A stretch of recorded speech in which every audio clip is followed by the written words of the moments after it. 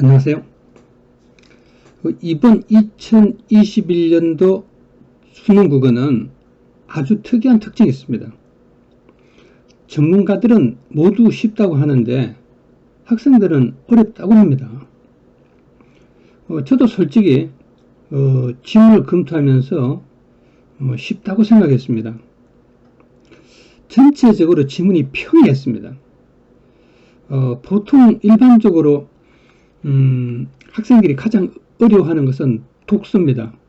그래서 상위권들이 대부분 독서에서 시간이 모자라든지 해서 점수가 떨어지는 게 대부분입니다. 또 뭐냐면은 일반적으로 고전도 가끔 이제 시조 이런 데 시조라든가 보통 가사 이런 데서 학생들이 약간 어려워해요. 왜냐면 연시조가 나왔을 때 보면은 낯선 연시조, 반은 이제 EBS에 나온 것이지만 반은 이제 낯선 시조가 나오기 때문에 좀 어려워하거든요. 근데 말입니다. 이번에는 아주 그런 게 없어요. 그 가사가 나왔지만은 여러분이 뭐 잘 아시는 아주 기본적인 가사가 나왔기 때문에 그렇게 어렵지 않았습니다. 그 다음에 이제 신음에 시조가 나왔지만은 그것도 뭐 세 줄밖에 안 되고 별로 어렵지 않고 이렇게 고우로 나온 것이 이 두 가지고 나머지 이제 수필은 현대어로 나왔기 때문에 그렇게 어렵지 않았습니다. 그래서 운문 그렇죠? 이제 산문은 이제 최고운전이 나왔습니다. 그래서 뭐 그렇게 어렵지 않았고 소설도 뭐 내용 자체가 이렇게 추상적이거나 이렇게 다르지 그런 게 아닙니다. 사막을 건너는 법이라는 게 나왔는데 소설 다시 말해 고전 소설하고 현대 소설 EBS 책에 나오는 지문이에요. 거기다가 이제 고전 소설은 EBS에서 안 나온 것이지만 하나는 나오고 시조하고 그 수필은 이제 나오지 않은 거죠. 그러니까 50% 연계가 된 것이죠.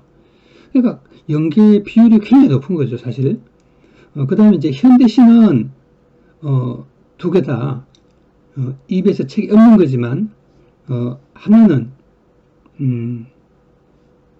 이제 이용학의 작품은 이게 뭐 흔하게 이제 교과서라든가 문제집에서 접할 수 있는 것이고 다른 하나 이제 시는 이시영 씨의 이제 시는 뭐 그렇게 흔한 시는 아니에요. 어쨌든 전반적으로 그렇게 어려운 게 아니에요. 다시 말하면은 전체적인 그 난이도를 결정하는 것은 이제까지로 봤을 때는 대부분 뭐냐면은 비문학이에요. 독서가 결정을 했어요. 어쩌다 이제 문법 같은 게 하나 살짝 나와서 이제 변수가 생기기도 하고 했는데 전반적으로 문학과 화작 문법에서 크게 어떤 변수가 있지는 않았습니다. 근데 이번에 보면은 이제 대치동이 아작난 거예요. 근데 여러분 이제 이게 한번 잘 살펴봐야 됩니다. 왜 그러냐? 지문은 쉬운데 문제는 어렵다고 합니다. 학생들이. 이거는 이제 동의를 하는 거예요. 저도 그 어느 정도 동의를 해요. 왜냐하면은 전체적으로 쉬운데 성적이 안 나온다고 하면 여기에 대한 어떤 해명이 필요한 거예요. 이러한 현상은 내년에도 일어날 가능성이 굉장히 많습니다. 왜 그럴까요? 여러분 이것은 뭐냐 하면은 이유가 크게 두 가지가 있습니다. 지금 뭐냐 하면은 수능이 가지고 있는 특징하고 대치동이나 우리나라에서 시험 공부를 하는 어떤 특징이 있는데 크게 두 가지예요. 먼저 평가원 출제 방식을 볼게요. 평가원의 출제 방식을 보면 어떤 특징이 있냐면 그냥 이렇게 전체적인 독해 문제가 거의 안 나와요. 그러니까 부분적인 독해가 나오는 거죠. 부분적인 독해는 기본적으로 뭐냐면 일치불일치 문제로 거의 대부분 풀 수 있어요. 한 80% 정도는 일치불일치를 통해서 풀 수 있고 또 뭐냐면 일부는 풀지 못한다더라도 일치불일치를 기반으로 해서 문제를 풀 수 있어요. 그러니까 결국은 일치불일치만 하면은 상당수 많은 독해를 할 수 있는 거예요. 문제를 풀 수 있는 거예요. 자, 그러면 우리가 일치 불일치로 풀 수 없는 것이 뭐냐고 이제 말하면 이제 전체에 대한 문제예요. 전체에 대한 문제는 일치 불일치로 풀기가 쉽지 않죠. 자, 예를 들면 제목에 대한 이야기, 주제에 대한 이야기, 이게 이제 대표적이에요. 근데 여러분, 한 예를 들어 볼게요. 글을 읽고 주제를 잡는, 이거 독서에 대한 이야기입니다. 비문학이죠.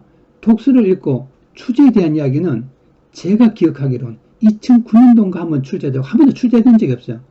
그러니까 전체의 주제라든가 이런 것을 묻지 않는 출제가 되다 보니까 문제가 굉장히 미시적으로 가는 거예요. 예를 들어서 글의 전개 방법 이런 것도 미시적인 게 돼요. 일반적으로 이제 글의 전개 방법은 약간 거시적인 요소가 굉장히 강한데, 뭐 정의를 통하여 개념을 말하고 있다.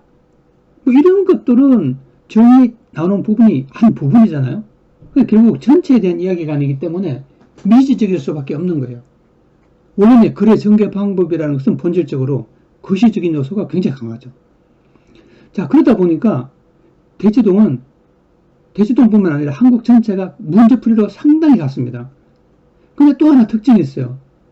수능이 EBS 연계가 일어나면서 아주 특이한 현상이 벌어집니다. EBS 연계하면서 독해를 하지 않고 문제풀이로 가는 거예요. 근데 여기에다 불을 지펴요. 대치동에서 모의고사가 유행하기 시작합니다. 여러분 잘 아시는 대치동의 그 유명한 모의고사가 등장하기 시작합니다. 강의보다는 모의고사빨을 강조하기 시작합니다. 그래서 넌 무슨 모의고사를 봐? 하면서 이게 이제 대치동의 이제 공부를 대세를 이루기 시작합니다. 그래서 한데 벌써 뭐냐면은 2015년 가까이 되면은 모의고사 중심으로 모든 게 평정이 일어납니다. 그 다음에 또 다른 어떤 곳에서도 뭐 땡땡 모의고사, 땡땡 모의고사 이렇게 해서 모의고사가 굉장히 유행하기 시작합니다. 이제 그 중에 한 가지가 뭐냐면은 적중률을 자랑했어요. 적중률을 어마어마하게 자랑을 합니다. 우리는 그 부분에 대해서 상당히 이제 의심스러워하죠. 예. 자, 그건 그렇다 치고 어쨌든 그래서 이번 수능에서 대치동은 아주 낮다고 봐야 됩니다. 그래서 지문은 쉬운데 문제는 어렵다. 이 말은 간단합니다. 독해를 버리고 스킬에 치중했다는 거예요. 예. 독해는 국어 공부의 기본입니다. 근데 기본은 하지 않고 스킬에 치중하다 보니까 국어가 망한 겁니다. 여러분, 내년에도 이러한 현상이 일어날 가능성이 있습니다. 역시 여러분은 지문 중심에, 독해 중심의 공부를 하지 않고 문제 중심에, 다시 말하면 스킬 중심으로 공부를 한다면은 역시 내년에 날 가능성이 있습니다. 여러분, 제가 이번에 시험에 실패해서 혹시 재수를 하거나 삼수를 하는 친구한테 꼭 말하고 싶어요. 독해하세요. 괜히 모의고사 돌리고 실전 연습하고 1년 내내 그따위 하지 말고 뭐 하느냐? 독해하세요. 그러면 독해 어떻게 하느냐? 자, 글쎄요. 그건 한번 다음에 집중적으로 독해에 대해서 한번 다룰 기회가 있을 겁니다. 그때 한번 다뤄보기로 하고, 여러분들 혹시 이런 고3이나 재수생 같으면 오늘 정말 고생하셨고, 여러분들 고2나 고1 그런 학생들 가면, 그런 학생이라면은 올 겨울부터 독해에 치중하세요. 근데 만약 학부모가 계시면은 주변에 독해를 잘하는 혹은 독해에 치중하는 혹은 독해 중심으로 문제가 쓰여진 그런 책을 선택해서 공부하면 내년에는 많은 도움이 될 것이라고 생각합니다. 감사합니다.